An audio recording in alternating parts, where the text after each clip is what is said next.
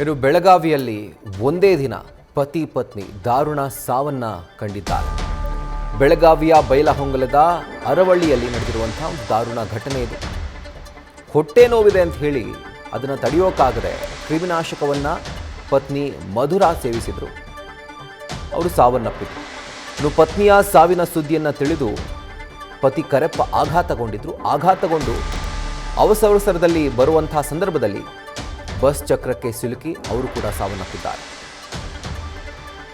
Bus ಚಕ್ರಕ್ಕೆ ಸಿಲುಕಿ ಪತಿ ಕರೆಪ್ಪ ಮಾದಾರ ದಾರುಣವಾಗಿ ಸಾವನ್ನಪ್ಪಿದ್ರೆ, ಈ ಕಡೆ 3 ಮಕ್ಕಳು ಅನಾಥವಾಗಿದ್ದಾರೆ. ಸೊ ಕುಟುಂಬಸ್ಥರ ಆಕ್ರಂದನ ಮುಗಿಲು ಮುಟ್ಟಿದೆ.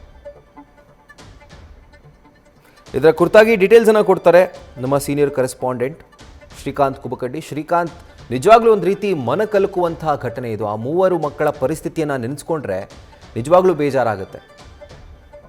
ನೋಡಿ ರಾಹುಲ್, ಇದು ಬೆಳಗಾವಿ ಜಿಲ್ಲೆ ಬೈಲಹೊಂಗಲ ತಾಲೂಕಿನ ಔರಳ್ಳಿ ಗ್ರಾಮದಲ್ಲಿ ನಡೆದಿರುವಂತಹ ಮನ ಕಲಕುವ ಘಟನೆ. ಪ್ರಮುಖವಾಗಿ ಔರಳ್ಳಿ ಗ್ರಾಮದ ಕರೆಪ್ಪ ಮಾದರ್ 36 ವರ್ಷದ ವ್ಯಕ್ತಿ ಏನಿದ್ದಾನೆ, ಈತ ಮತ್ತು ಮಧುರಾ ಅಂತೇಳಿ ಆತನ ಪತ್ನಿ ಮಧುರಾ ಮಾದರ್ ಅಂತೇಳಿ 30 ವರ್ಷ, ಇವರಿಬ್ರು ಹೊಟ್ಟೆ ನೋವಿನಿಂದ ಬಳಲ್ತಾ ಇದ್ರು.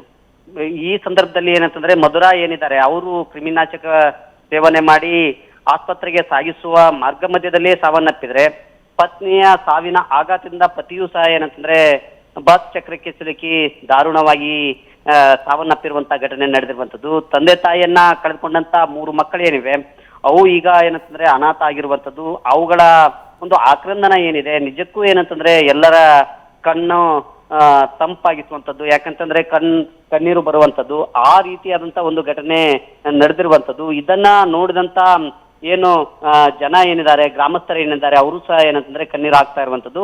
ಬೈಲಹೊಂಗಲ ಪೊಲೀಸ್ ಠಾಣಾ ವ್ಯಾಪ್ತಿಯಲ್ಲಿ ಈ ಘಟನೆ ನಡೆದಿರುವಂತದ್ದು Rahul. Right Srikanth, thank you ಡೀಟೇಲ್ಸ್ಗೆ.